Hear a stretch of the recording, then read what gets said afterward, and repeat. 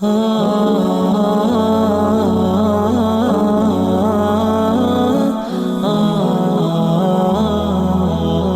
ala Rasulillah, amma ba'd. Segala puji bagi Allah, salawat dan salam semoga tercurahkan untuk utusan Allah baginda Nabi kita Muhammad alaihi salatu wassalam, untuk keluarga beliau, untuk para sahabat beliau dan orang-orang yang mengikuti jalan beliau. Amma ba'd. Jamaah rahimakumullah,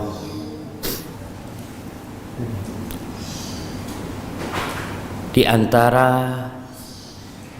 ikrar kita sebagai manusia yang tiap hari kita katakan adalah iyyaka na'bud wa iyyaka nasta'in. Hanya kepadamu kami beribadah dan hanya kepadamu kami meminta pertolongan. Para ulama menjelaskan bahwa ibadah seorang hamba tidak akan pernah bisa mencapai puncaknya kecuali tatkala dia meminta pertolongan kepada Allah Azza wa Jalla. Tidak ada yang mudah dalam kehidupan ini kecuali yang Allah menjadikannya mudah. Dan sesuatu yang sulit kalau Allah berkehendak bisa jadi mudah. Dan Allah menyuruh kita berdoa. Pertanyaannya, Masya Allah, suara apa itu jemaah? Taib, yang jadi pertanyaan, kita ini berdoa enggak? Dalam sehari semalam berapa lama kita memohon kepada Allah Azza wa Jalla? Banyak orang-orang yang berusaha, bekerja, berupaya, tapi doanya dikit. Karena dalam benak dia berpikir, ya usaha harus lebih keras daripada doa. Padahal enggak. Kita disuruh berusaha, tapi kita disuruh berdoa. Sama-sama. Kalau dalam sehari kita berusaha 8 jam, kerja 8 jam, maka seharusnya 8 jam itu pula kita berdoa. Antum bisa melihat ada orang-orang yang kerjanya puluhan tahun hidupnya nggak berubah. Kalau dalam pikiran kita mungkin seharusnya orang ini udah jadi orang kaya gitu. Dia kerja dari muda, dari umur 17 sampai umur 50 tahun, tapi kok nggak berubah hidupnya. Dan ada orang yang kerjanya sedikit, hidupnya berubah. Apakah perubahan dalam hidupnya karena usaha dia atau karena campur tangan penguasa Allah Azza wa Jalla? Allah Jalla. Antum bisa melihat bagaimana Rasulullah sallallahu alaihi wasallam berjuang ketika perang Badar. Berapa lawan berapa jemaah? Kita tahu 300 lawan 1000. Kira-kira seperti itu. Kalau dalam akal kita nggak mungkin menang. Dan Rasul sallallahu alaihi wasallam ketika itu berdoa, memohon kepada Allah Azza wa Jal, yang membuat Abu Bakar itu kebingungan. Melihat bersungguh-sungguhnya doa Nabi alaihi salatu wasallam malam tanggal 17 Ramadan. Para sahabat tidur. Rasul SAW nggak tidur. Sampai pagi beliau berdoa. Sholat doa. Ketika beliau mengangkat tangan, sampai selendang di pundak Nabi SAW itu jatuh. Diangkat lagi sama Abu Bakar, ditaruh di pundak Nabi SAW, jatuh lagi. Sampai Abu Bakar mengatakan, kafaka munasyatata rabbak, Allah akan kabulkan apa yang engkau pinta. Rasulullah SAW, janji Allah pasti ditepati. Tapi dalam doa itu Rasul SAW mengatakan, Allahumma anjiz wa'daka alladhi wa'adtani. Ya Allah, penuhi janjimu kepadaku ya Allah, tepati janjimu kepadaku ya Allah. Allahumma in tuhlak hadhil usabah la tu'bad fil ardi ba'dalum. Ya Allah, kalau ini sahabat-sahabatku terbunuh hari ini, engkau enggak akan lagi disembah di muka bumi ini ya Allah. Sampai seperti itu doa Nabi sallallahu alaihi wasallam. Beliau yakin Allah akan kabulkan doanya, tapi kita disuruh yakin bersungguh-sungguh berdoa. Allah mengatakan, ud'uni astajib lakum. Kata Allah, kalian berdoa, minta sama aku, pasti aku kabulkan. Maka Allah ingatkan, kejadian perang Badar itu Allah ingatkan kita.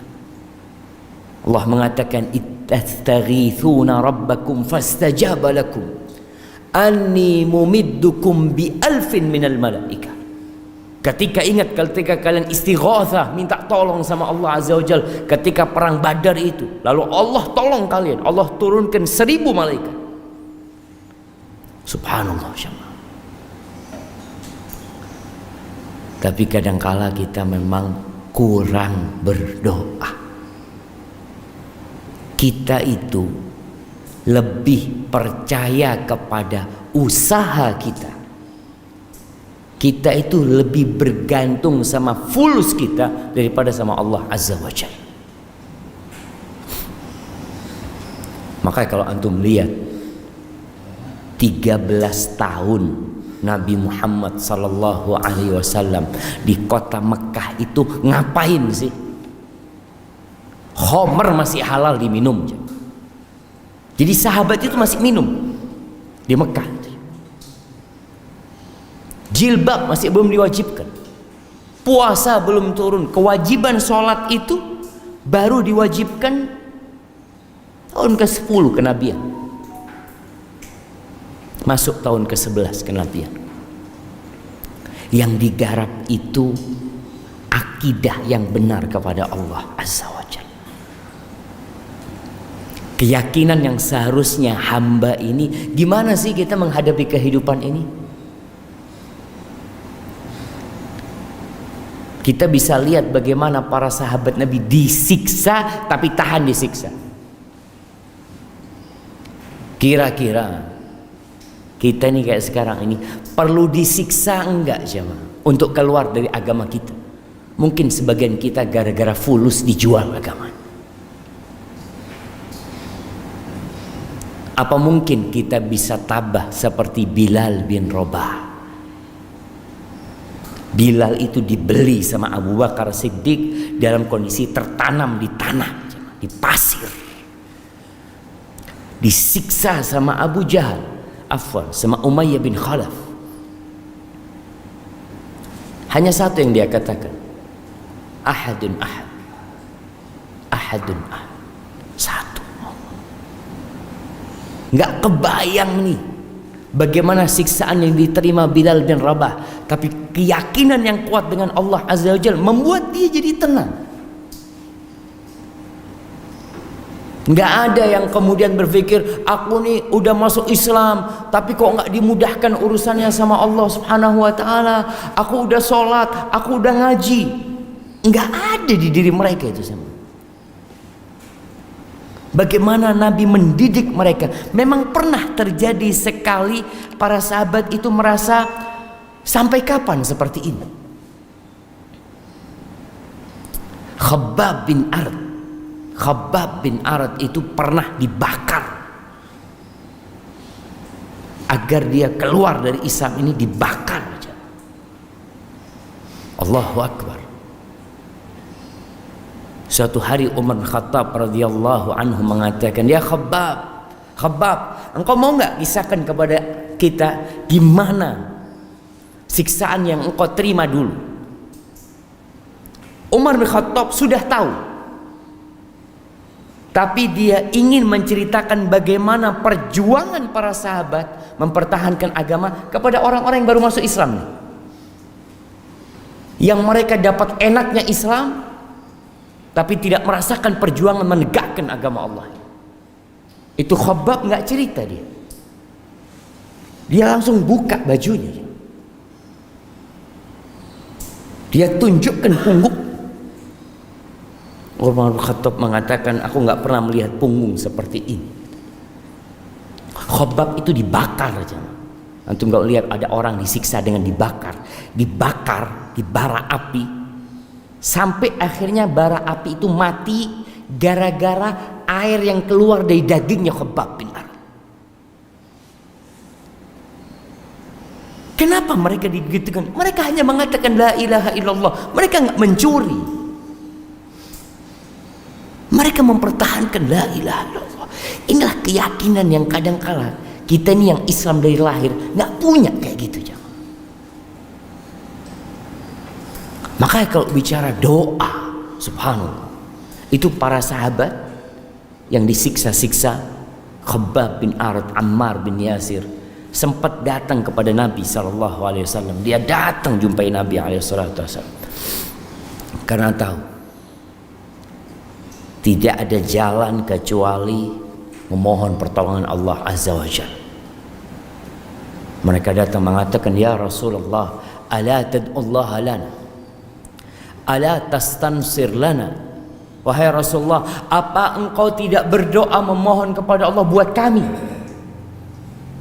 Apakah engkau tidak meminta pertolongan kepada Allah buat kita ya Rasulullah? Mereka sudah merasa gak kuat jemaah. Apa kata Nabi SAW? Itu di bawah naungan Ka'bah Nabi cerita. Ala laqad kana fi man kana qablakum. Kalian tahu orang-orang sebelum kalian. Yunsharu bimin syarin min hadid. Mereka itu ditanam di tanah, kemudian ditaruh gergaji di kepalanya. Digergaji itu jamaah. Rambutnya terputus, masuk ke tulang kulitnya, ke kulitnya, terus ke tulangnya sampai terbelah jadi dua. Wa ma yaruddu dzalika an dini. Dan itu tidak membuat dia berpaling dari agamanya. Wa yumshatu bi amshatin min hadid. Ada yang disisir dengan sisir dari besi sehingga daging itu berpisah dari tulangnya. Wa ma yaruddu dzalika an dini. Kata Nabi SAW, dan itu tidak membuat dia berpaling dari agamanya. Allah akan menyempurnakan agama ini. Hatta yasira rakib min Son'a ila Hadramut. Sampai nanti ada seorang yang berjalan dari Son'a ke Hadramut, melakukan perjalanan. La yakhafu illallah wa dhi'ba ala ghanami. Mereka tidak takut kecuali kepada Allah dan mungkin kepada serigala yang akan menyerang kambing-kambing dia. Walakinnakum qaumun tasta'jilun. Tapi kalian adalah kaum yang tergesa-gesa. Subhanallah jemaah. Ini nih akidah yang kuat yang ditanamkan di hati para sahabat, yang membuat para sahabat tatkala mereka harus hijrah meninggalkan Mekah, ditinggal Mekah, tanah kelahiran mereka jemaah. Bayangkan Abdurrahman bin Auf, orang yang sukses kaya raya, dia harus meninggalkan Mekah, meninggalkan tanah yang dia beli, meninggalkan rumah yang dia miliki, keluarga yang dia cintai, ditinggal semuanya. Demi apa? La ilaha illallah. Sampai ke kota Madinah. Punya apa Abdurrahman bin Auf? Punya apa? Dia punya Allah Azza wa Jalla. Itu yang penting buat dia. Aku berpisah dengan semuanya, yang penting Allah bersama. Subhanallah. Sampai Madinah, kerja Abdurrahman bin Auf. Syu'ul dia. Dia itu mau dikasih fulus. Ini jiwa seorang muslim. Dia itu dijadikan saudara sama Sa'ad bin Rabi'. Jadi Rasul SAW, sahabat-sahabat yang hijrah itu, yang mereka nggak punya apa-apa, akhirnya dibagi. Engkau fulan berangkat sama fulan, fulan bawa ke rumahmu, fulan ini bawa ke rumahmu, bawa ke rumahmu. Karena mau gimana? Mereka nggak punya tempat tinggal, Mereka nggak punya pekerjaan, mereka tidak kenal siapa-siapa di kota Madinah. Dibawa tuh ke rumahnya. Apa kata Sa'ad bin Rabi'? Ya Abdurrahman, kau saudaraku sekarang. Syekh Abdurrahman, ana termasuk orang yang paling kaya di kota Madinah. Maka separuh hartaku buat engkau. Kita kalau ditawarin kayak gitu mikir gitu jemaah. Ya Allah, jazakallah khair. Ya Allah, ente khair, ente masya Allah. Ana punya 2 istri, kata Sa'ad bin Rabi'. Ente lihat mana yang lebih ente sukai. Ana akan ceraikan, ente tunggu masa iddahnya, ente nikahi dia. Ada perasaan kayak gitu sekarang jemaah. Itu Abdurrahman bin Auf mendengarkan Sa'ad bin Rabi' mengatakan itu, barakallahu laka fi malika wa ahlik. Semoga Allah memberkatimu di hartamu dan keluargamu. Dulluni ala suq, tunjukkan di mana ada pasar. Ana mau syughul, ana mau kerja. Subhanallah. Dan kerja para sahabat. Umar bin Khattab, jagoan di kota Mekah, ke Madinah jadi pengembala kambing ya. Kerja dia semuanya. Karena dia punya keimanan yang kokoh. Kita nih, anak mau bertanya lagi, berapa kali kita berdoa memohon kepada Allah Azza wa Jalla agar Allah memperbaiki kehidupan kita.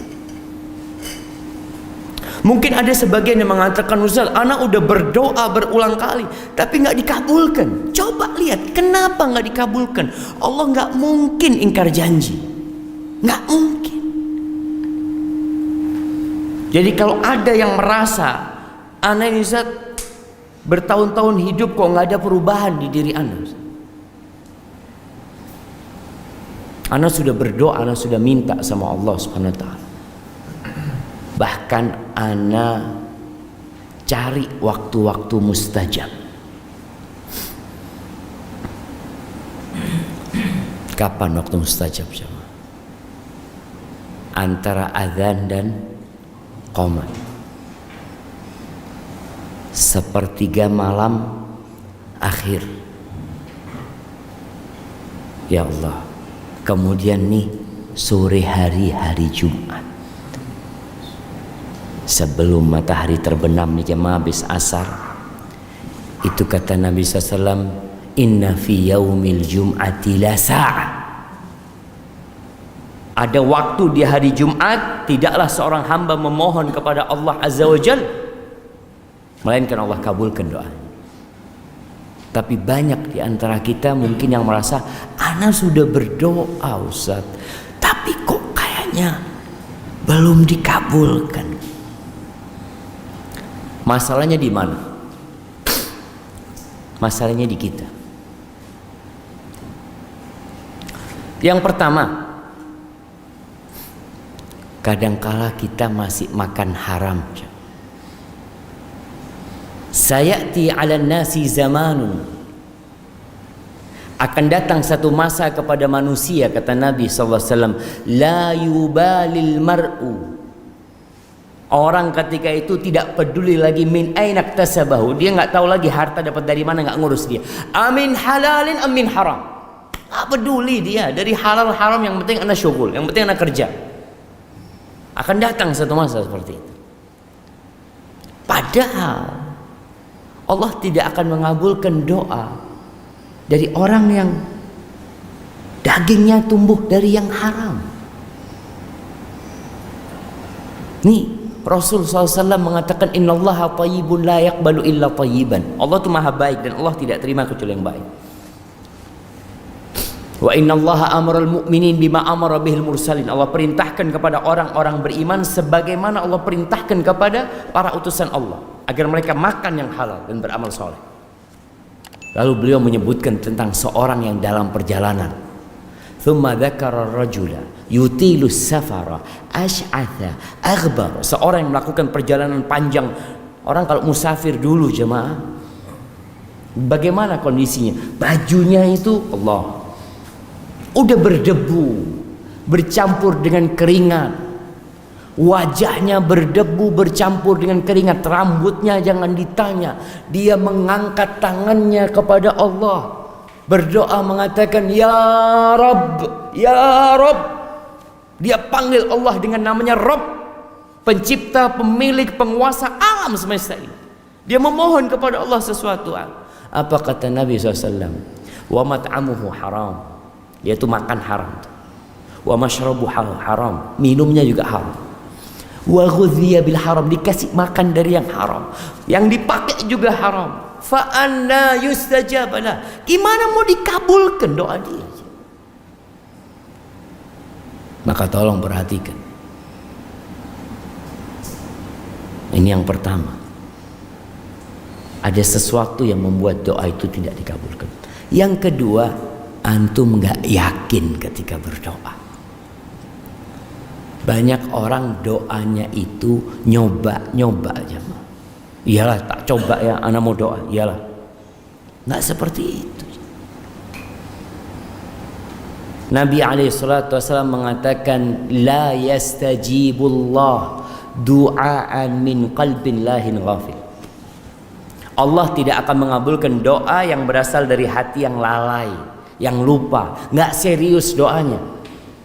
Nabi juga menekankan sallallahu alaihi wasallam, ud'ullah wa antum muqinuna bil ijabah. Berdoalah kepada Allah dalam kondisi kalian yakin akan dikabulkan, yakin. Ini yang namanya optimis dalam berdoa.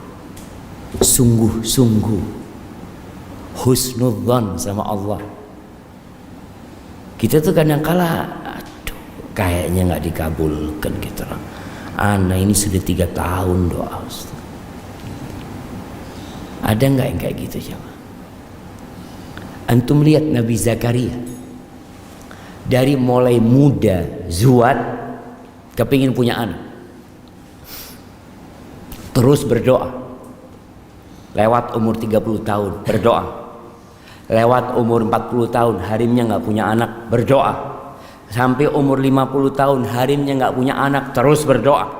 Umurnya 60 tahun berdoa. Umurnya 70 tahun berdoa. Umurnya 80 tahun, 90 tahun, dikatakan sampai 100 tahun beliau terus berdoa mengatakan, walam akun bidu'aika rabbi syaqiyya. Ya Allah, aku nggak pernah merasa sengsara dengan berdoa memohon kepadamu ya Allah.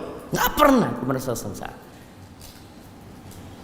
Antum kira-kira kalau umur 50 tahun nggak dikasih anak, harimnya sudah 45, kira-kira menurut antum gimana?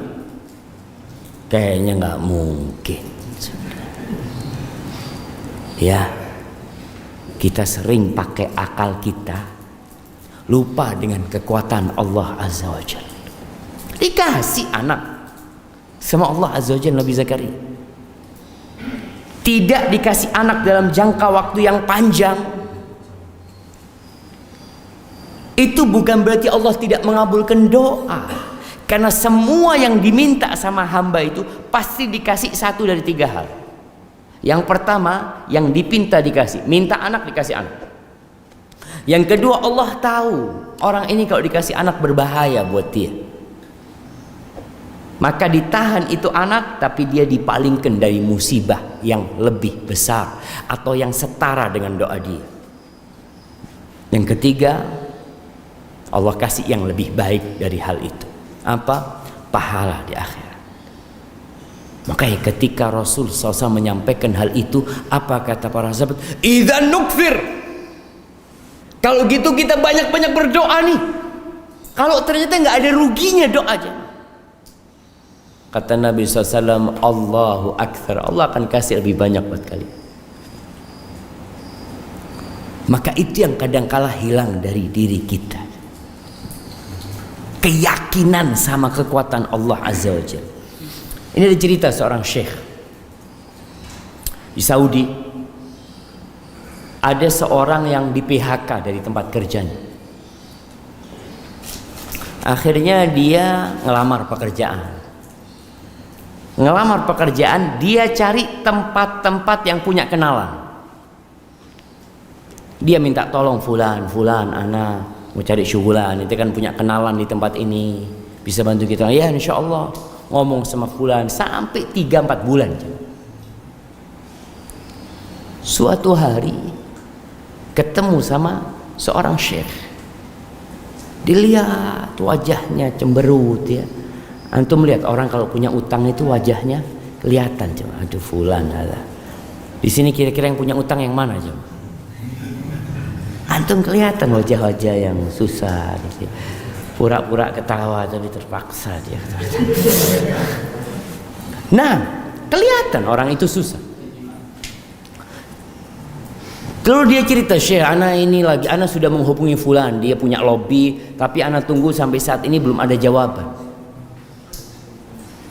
Dia ngelobi seseorang tapi belum ada jawaban sampai sekarang. Dia minta tolong sama fulan tapi sampai saat ini fulan juga belum kasih jawaban. Subhanallah. Akhirnya syaitan ngomong, kenapa engkau gak ketuk pintu Allah Azza wa Jalla? Cobalah sepertiga malam kau jangan tidur. Sepertiga malam akhir bangun, sholli, minta sama Allah. Subhanallah. Malam hari itu dia sholli,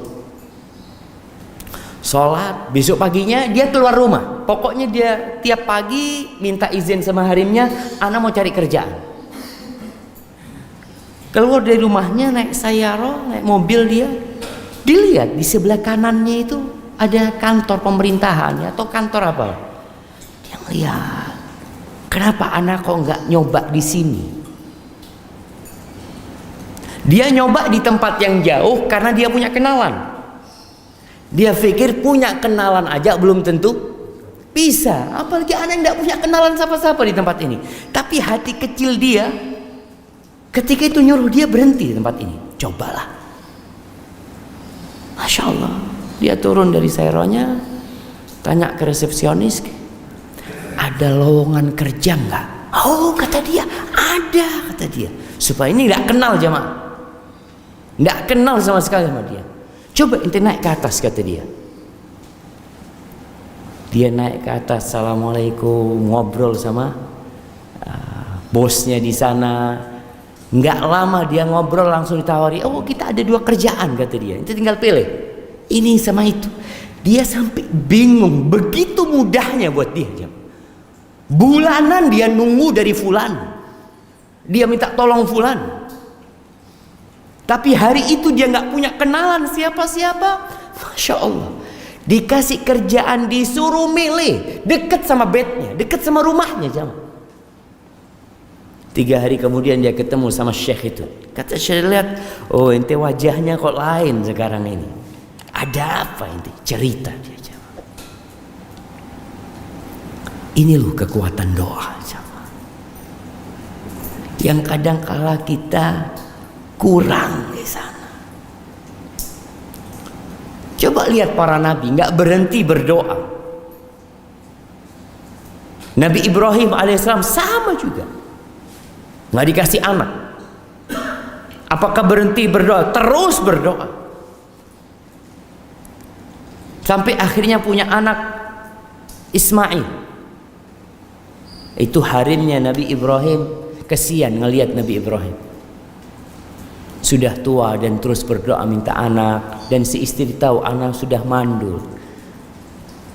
Akhirnya dia punya budak Hajar, itu diberikan kepada Nabi Ibrahim, dizuat sama Nabi Ibrahim alaihissalam. Puluhan tahun nunggu anak, dikasih anak ya. Apa yang terjadi? Nggak boleh ngelihat anaknya.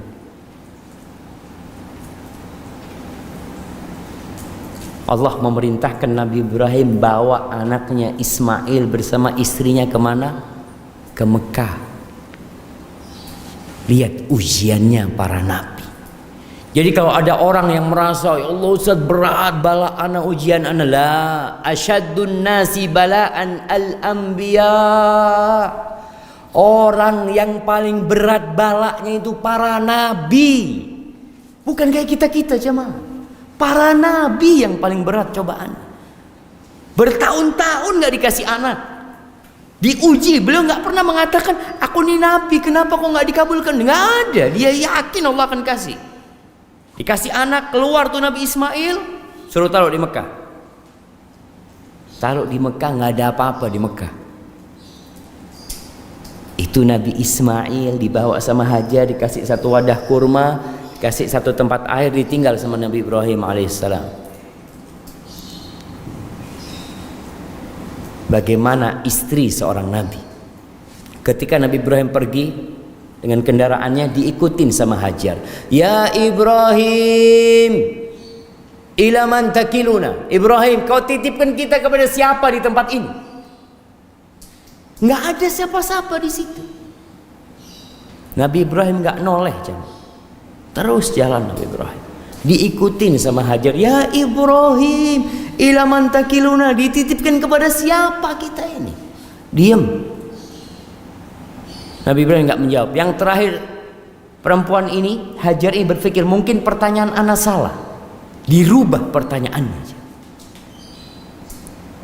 Apa pertanyaannya? Ya Ibrahim, Allahu amaraka bihada. Apakah Allah yang nyuruhmu melakukan ini? Kata Nabi Ibrahim, "Naam." Iya, kata dia. Apa kata Hajar? Pergi ke sana. Allah tidak akan melantarkan kita. Lihat keyakinan seperti ini. Bisa nggak kita sampai ke titik keyakinan bahwasanya Allah tidak akan melantarkan kita? Kalau bicara rizki, selama masih ada jatah umur kita di muka bumi ini, rizki akan datang. Antum kepalanya masih bisa goyang-goyang, masih ada rizki. Diuji seperti itu Nabi Ibrahim. Sebelumnya, bagaimana ujian Nabi Ibrahim alaihissalam? Dilemparkan ke api. Bayangkan, ditelanjangi sama kaumnya. Nggak mudah, jangan masuk surga itu nggak mudah. Kita hanu jelis, senden makan pisang, makan anggur, gesa-gesa sana sini. Mungkin dengan cara seperti itu kita masuk surga. Pulang reku, tidur pagi, kerja lagi cari fulus, terus seperti itu. Makanya Allah tegur para sahabat Nabi. Setelah 13 tahun di kota Mekah, masuk ke kota Madinah, nggak berhenti ujian buat mereka. Bahkan Allah mengatakan, am hasibtum an tadkhulul jannah. Kalian ngira kalian bisa masuk surga? Kalian belum ditimpa seperti apa yang menimpa orang-orang sebelum kalian. Tuh Nabi Ibrahim dibawa, diarak sama kaumnya, ditelanjangin, dilemparkan ke api. Ketika dalam perjalanan dari alat pelontar menuju ke api, datang malaikat Jibril alaihissalam. Ya Ibrahim, alaka ilayya haja. Ibrahim, kamu punya perlu sama aku. Kata Nabi Ibrahim, amma ilaika fala. Kalau sama kamu aku nggak ada perlu. Amma ilallahi fada'at. Tapi kalau sama Allah, sekarang aku perlu sama Allah. Nabi Ibrahim membaca hasbunallah wa ni'mal wakil. Cukup Allah, cukup Allah. Makanya ketika ada seorang yang berdoa mengatakan, nih bagaimana munajat seorang hamba ya, ketika dia berkata laitaka tahlu wal hayatu mariratun walaitaka tarda wal anamu ghidabu. Ya Allah, andai kata engkau itu manis dan kehidupan ini pahit, ya Allah, aku nggak peduli ya. Andai kata engkau ridha dan semua manusia yang ada di muka bumi ini benci sama aku, ya Allah, aku nggak peduli sama mereka. Laital ladzi baini wa bainaka amiru wa baini wa bainal alamin kharabu. Ya Allah, andai kata hubunganku dengan engkau itu baik, makmur, terjaga, dan hubunganku dengan manusia rusak, aku nggak peduli ya Allah. Idza sahha minkal wuddu fal kullu hayyinun wa kullu alladhi fawqa turabi turabu. Kalau benar cintamu ya Allah, semuanya jadi gampang. Semua yang ada di muka bumi ini tanah dan akan kembali menjadi tanah. Apa sekarang yang antum lihat? Siapa yang antum lihat di muka bumi ini bakal jadi tanah kembali? Tuh Nabi Ibrahim dilemparkan ke sana mengatakan hasbunallah wa ni'mal wakil. Apa yang terjadi dengan api itu? Mungkin dalam bayangan manusia, kalau antum berpikir sebuah musibah, oh Allah kirimkan hujan sehingga api itu jadi mati, atau Allah turunkan salju sehingga api itu jadi mati, atau Allah kirimkan angin yang membuat api itu jadi padam. Subhanallah, semua itu tidak terjadi. Allah itu Rabbul Alamin, Tuhannya api. Allah mengatakan wa qulna ya nar, Allah mengatakan wahai api, kuni bardan wa salaman ala Ibrahim, jadilah engkau dingin dan keselamatan buat Ibrahim. Siapa yang bisa melakukan itu? Rabbul Alamin. Maka jangan ngeremehkan doa. Sesuai dengan kadar keilmuan kita tentang Allah Azza wa Jal, seperti itu pula kualitas doa kita. Ada yang doa cuma cari fulus, ekonomi supaya diperbaiki. Bas, doanya hanya untuk dia, keluarganya, rumahnya, tetangganya nggak pernah didoakan. Pernah antum doakan tetangga supaya dapat hidayah, jemaah? Yang tinggal di sini siapa? Masya Allah. Pernah doakan tonggo-tonggonya mudah-mudahan dikasih hidayah, ya Allah? Kira-kira pernah enggak? Wallahu a'lam.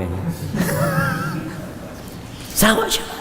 Kita kadang-kadang punya sohib nggak benar. Pernah nggak engkau sebutkan nama dia dalam doa? Ya Allah, fulan ini ya Allah nggak soleh, ya Allah. Kesian fulan ini, ya Allah.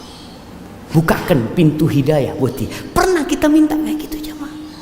Doa kita cuma rumah kita kadang-kadang. Kita, anak kita, orang tua kita, selesai. Pembantunya nggak didoakan. Ada yang doakan pembantunya. Subhanallah. Kalau kita lihat bagaimana Rasulullah SAW mendoakan kaumnya. Nabi itu dilemparin batu sampai darah kakinya. Pulang dari Taif, ditawarin sama malaikat. Datang tuh malaikat penjaga gunung. In syi'ta an udbiq alaihimul akhsyabain. Kalau engkau mau, aku cabut dua gunung, aku timpakan kepada penduduk Mekah atau penduduk Taif. Kata Nabi sebelah, jangan. Aku berharap Allah mengeluarkan dari sulbi mereka orang-orang yang mentauhidkan Allah Azza wa Jalla.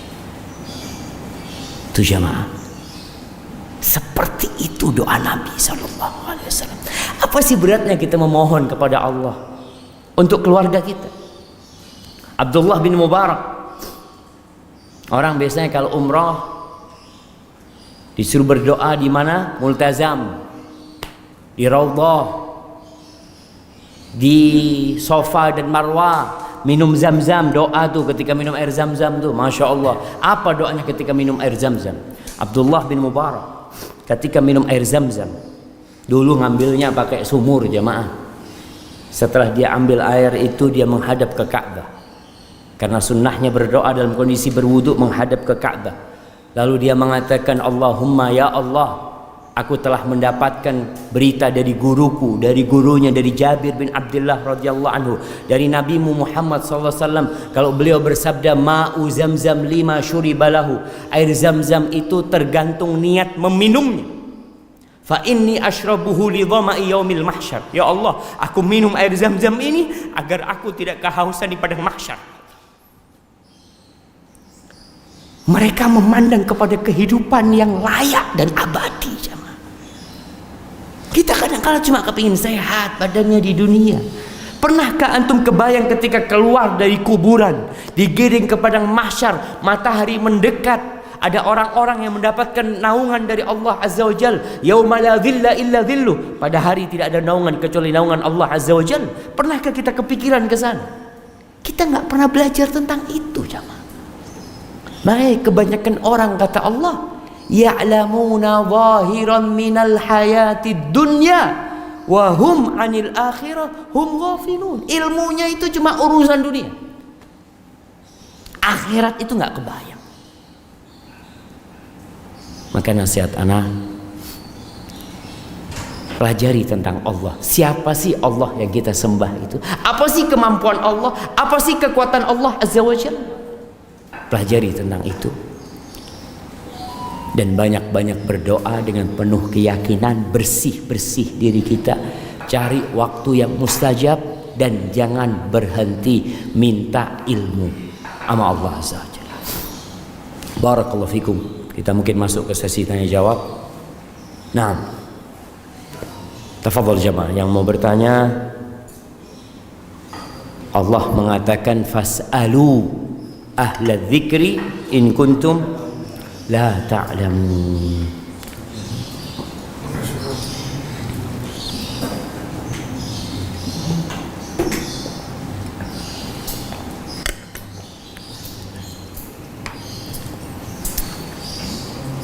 Tafadhalu jamaah.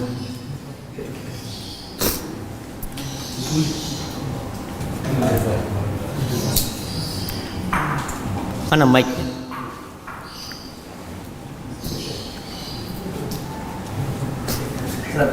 Fadhal, hatul mic.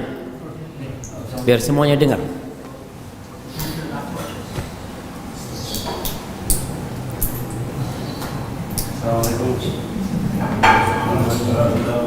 Waalaikumsalam warahmatullahi wabarakatuh. Apa bolehkah berjamaah setelah sholat Jumat? Nah, ini pertanyaan yang menarik jemaah. Bolehkah sholat Jumat bukan berjamak setelah sholat Jumat? Bolehkah sholat Jumat dijamak sama sholat asar? Nah, gitu kan? Kapan pertanyaan ini muncul? Sejak kita belajar. Ketika orang mulai belajar ilmu, dia melihat sesuatu kok kayaknya nggak bener gitu. Tentang apakah sholat zuhur, sholat Jumat bisa dijamak dengan sholat asar, terjadi perbedaan pendapat di antara para ulama. Jumhur ulama berpendapat bahwasanya sholat Jumat itu pengganti sholat zuhur. Sebagaimana sholat zuhurnya bisa dijamak dengan sholat asar, maka sholat Jumat pun bisa dijamak dengan sholat asar.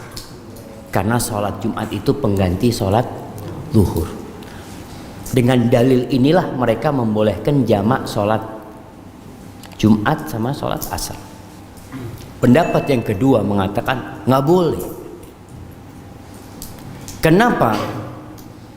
Karena tidak ada hadis yang menjelaskan Nabi alaihi salatu wassalam menjamak sholat Jumat sama sholat asar. Ini dalil yang digunakan untuk menafikan jamak Jumat sama sholat asar. Maka dibantah oleh para ulama lain, bukan berarti Nabi tidak melakukan itu. Tidak boleh. Karena bisa jadi Nabi ketika safar memang nggak sholat Jumat. Sholatnya sholat zuhur. Kan memang Jumat ini syariat buat yang mukim. Yang musafir itu nggak wajib sholat Jumat seperti. Jadi ketika Rasul SAW dalam perjalanan nggak pernah Nabi sholat Jumat memang. Yang ada sholat zuhur. Tapi mereka juga menjelaskan bahwa Nabi SAW pernah di kota Madinah sholat Jumat, kemudian turun hujan, deras hujan. Biasanya Rasulullah SAW kalau turun hujan deras, beliau itu jamak. Tapi ketika hari Jumat itu beliau tidak menjamak. Ini menandakan gak bolehnya jamak Jumat sama asar. Tapi kalau dilihat pendapat yang tengah sebenarnya, di antara dua pendapat tersebut, dianjurkan untuk tidak jamak. Kalau kondisinya memang umpamanya dekat sama masjid, umpamanya orang itu ya, kemudian kondisinya dia nggak capek, nggak lelah, kalau bisa nggak usah jamak, lebih aman. Tapi kalau umpamanya capek, lelah, umpamanya fadhol. Mungkin itu pendapat yang lebih bisa menggabungkan dua pendapat yang membolehkan dengan yang melarang tadi. Hadza wallahu a'lam bissawab. Nah, fadl ya. Mic-nya enggak hidup itu.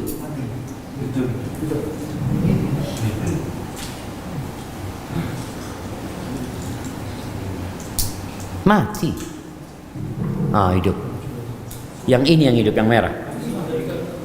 Bismillah. Fadl, hidup itu. Waalaikumsalam warahmatullahi wabarakatuh.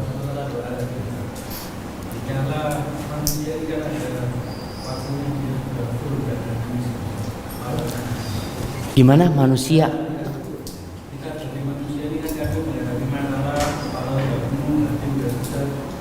Kepala sudah penuh, hati sudah sesek. Masya Allah. Nah, amber.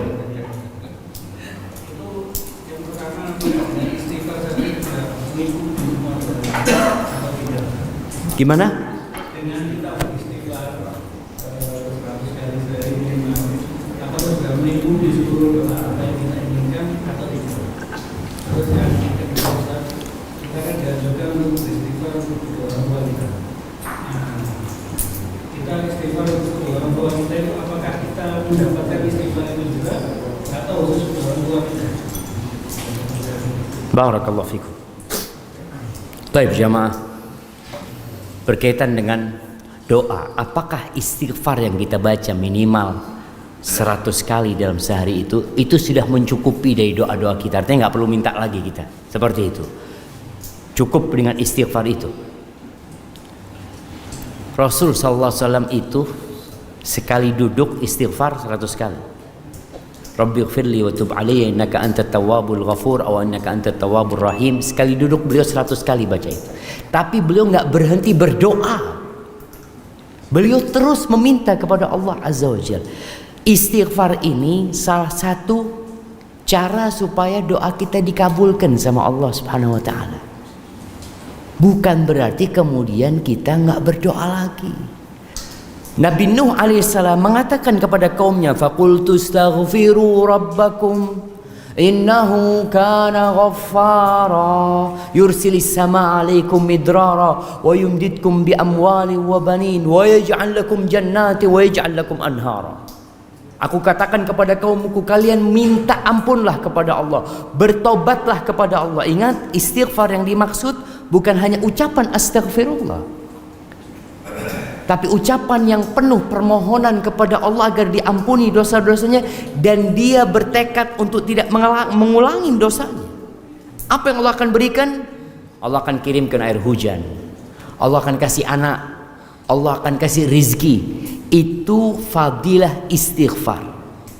Tapi bukan berarti setelah kita istighfar kemudian kita nggak berdoa. Contohnya doa yang dibaca Nabi SAW pagi dan petang. Apa beliau baca? Allahumma inni as'alukal afwa wal afiyah fid dunya wal akhirah.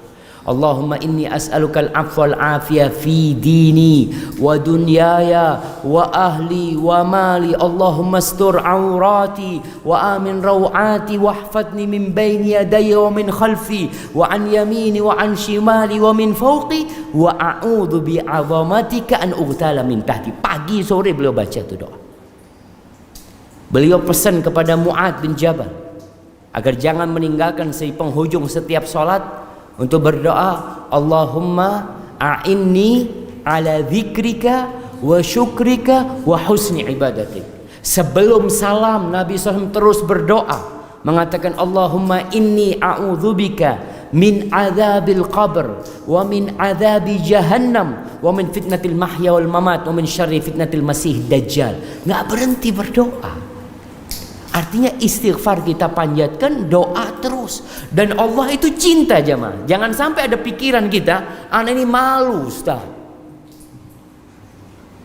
Doa terus, minta terus sama Allah, subhanallah. Kata Nabi SAW, a'jazun nas man ajiza anid du'a. Orang yang paling lemah adalah orang yang nggak bisa berdoa. Dan kata Nabi SAW, man lam yas'alillah yaghdab alaih. Barang siapa yang tidak berdoa memohon kepada Allah, Allah murka sama tu orang. Maka doa itu nggak cukup dengan istighfar. Istighfar itu kita lakukan, tapi permohonan minta apa saja. Sampai orang itu, dalam riwayat Aisyah radhiyallahu taala anha mengatakan, agar semua orang itu kalau bisa minta tolong sama Allah sampai urusan sandalnya. Kadangkala kita tahu sandal kita, sandal jepit itu jemaah, putus depannya jemaah.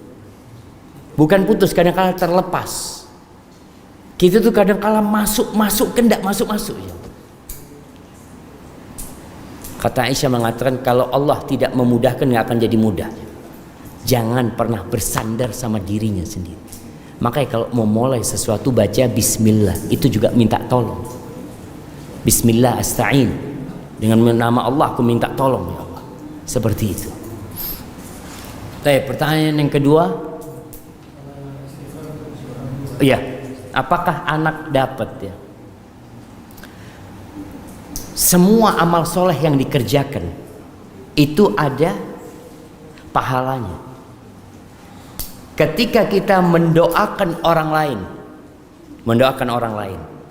Allah akan kirim malaikat yang mengaminkan doa kita, mengatakan walaka bimithil, engkau juga akan dapat yang sama dengan yang kau pintakan buat orang lain.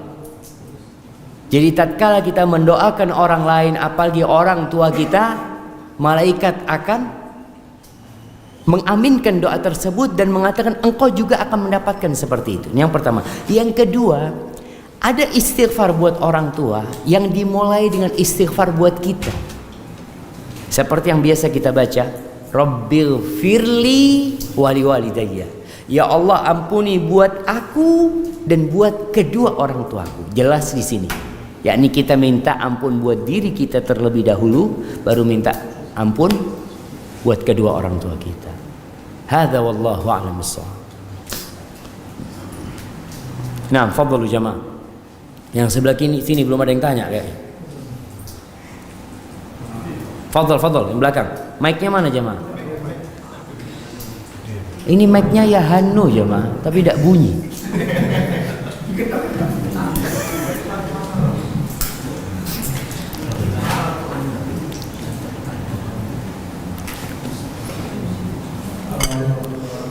Waalaikumsalam warahmatullahi wabarakatuh.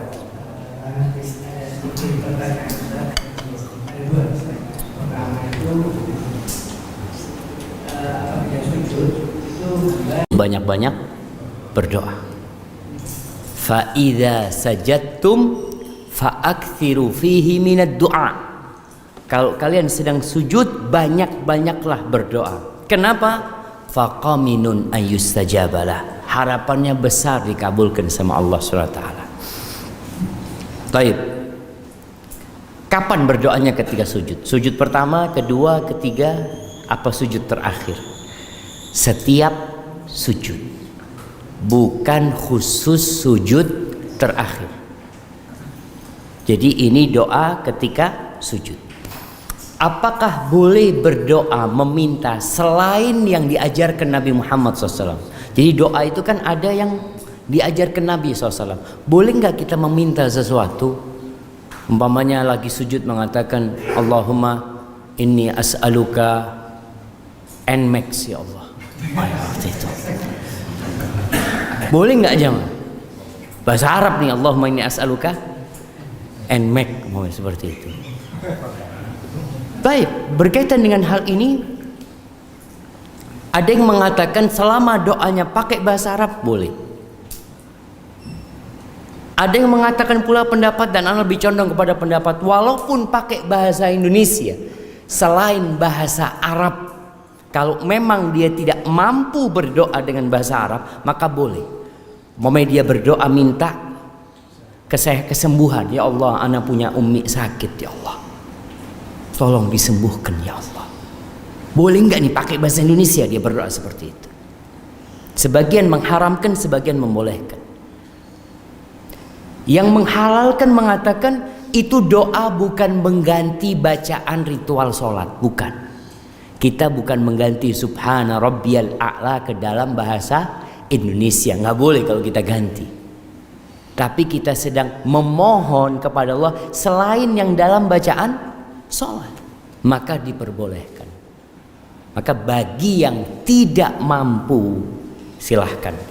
Tapi tetap nasihat ana, usahakan doa yang dipanjatkan itu doanya yang diajarkan Rasulullah SAW.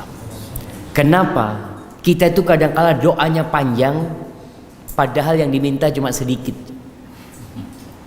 Doa Nabi SAW itu pendek, tapi yang diminta banyak. Jadi waktunya itu efektif. Ada orang sujud lama sampai 10 menit, yang diminta cuma satu. Ya Allah, ana ini sepeda motor rusak-rusakan, ya Allah ya. Ana kepingin ganti motor. Kadang-kala panjang jemaah. Yang diminta cuma NMAX urusannya. Maka subhanallah, lebih baik doanya mencontoh Rasul sallallahu alaihi wasallam. Minta Nabi itu SAW menyebutkan ada 4 tanda kebahagiaan. 4 tanda kebahagiaan. Yang pertama, istri yang soleha. Jadi antum nggak perlu sujud, ya Allah aku anak kepingin harim yang rambutnya agak melungker dikit, yang hidungnya gini. Subhanallah, minta istri yang soleha, selesai. Rumah, termasuk kebahagiaan seorang hamba itu rumah yang luas. Nggak ada, ya Allah anak kepingin rumah di pojokan sana ya Allah supaya kalau keluar itu enak. Subhanallah, nggak perlu berlebih-lebihan. Pokoknya minta rumah yang luas, yang berkah. Yang ketiga, kendaraan yang enak. Kata Nabi SAW, di antara faktor kebahagiaan al-markabul hani, kendaraan yang nyaman. Terserah apa, yang penting yang nyaman. Nggak perlu sebutkan apa mereknya, anak ini minta sudah yang nyaman. Mungkin kita minta A, ternyata yang lebih baik buat kita itu yang B, minta sama Allah. Kemudian yang keempat, tetangga yang baik. Maka lebih baik kalau doa kita itu sesuai dengan yang diajarkan Nabi Muhammad SAW. Itu lebih aman buat kita. Dan keluar dari khilaf yang ada di antara para ulama tadi. Yang kedua pertanyaan tadi, selesai sholat, apakah berdoa atau berzikir?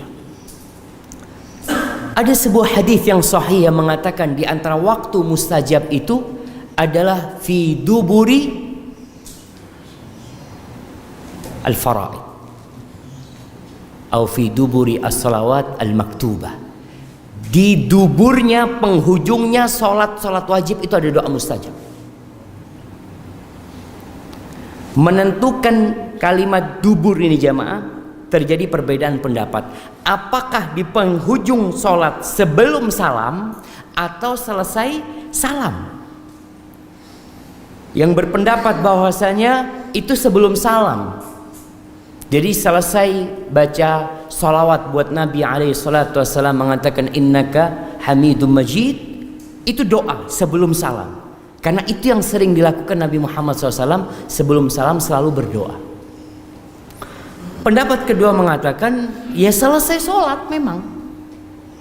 Jadi selesai kita berzikir, selesai kita astaghfirullah 3 kali, Allahumma antas salam, terus baca subhanallah, alhamdulillah, Allahu akbar, kemudian baca ayat kursi, kemudian baca qul huwallahu ahad, qul a'udzu bil falaq, qul a'udzu bin nas, kemudian kita mau berdoa, silahkan.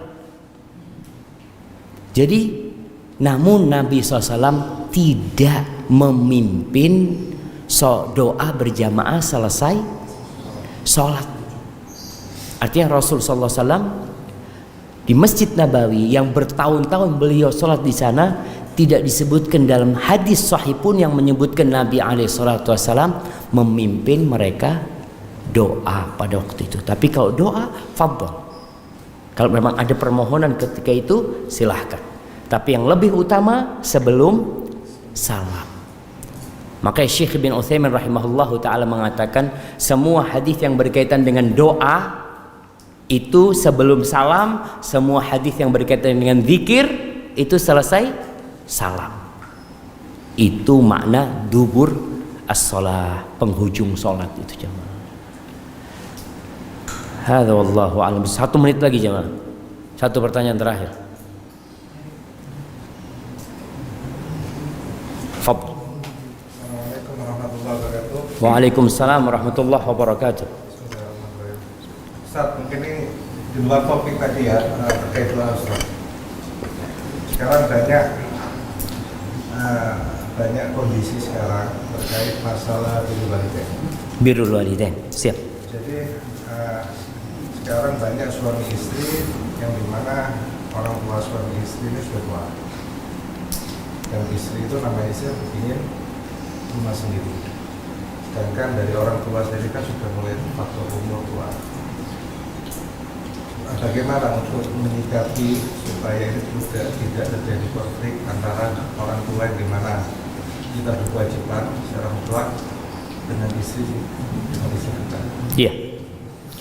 Subhanallah, memang kadangkala menggabungkan antara birrul walidain sama berbuat baik sama istri berat jemaah. Tapi harus dilakukan.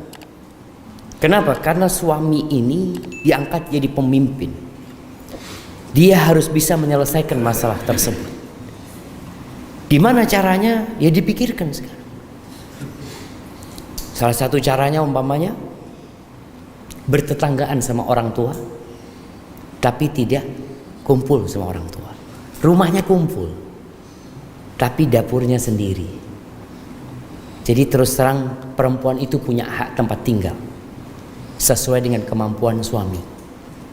Jadi kadangkala perempuan itu kepingin ya bebas, nggak harus pakai kerudung terus. Kadangkala kalau kumpul sama orang tua ada ipar ya selalu dia harus pakai jilbab terus ya, tertekan hidup dia. Jadi itu menjadi hak dia. Kalau seorang suami memang punya kemampuan ya sudah, umpamanya rumahnya bertetanggaan tapi tiap hari anak ini kumpul sebenarnya sama orang tua gitu, tetap bisa melakukan birrul walidain tanpa mendolimin istrinya. Tapi kalau kondisi ekonomi, Iya, kalau kondisinya memang nggak mungkin, maka di sini sang suami harus bisa ngambil hatinya istri.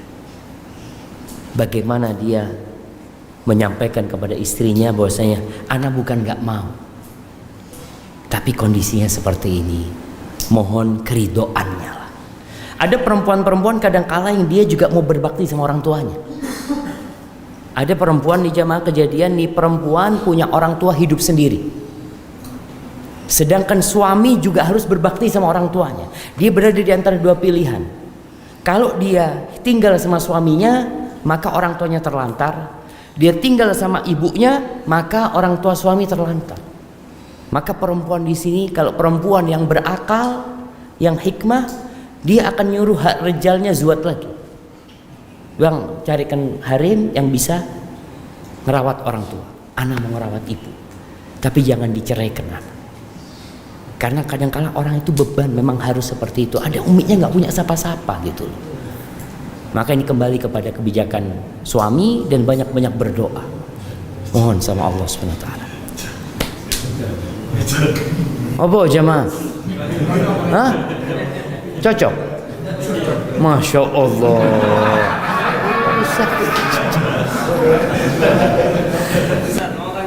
Masya Allah. Taib jemaah, itu yang bisa ana sampaikan.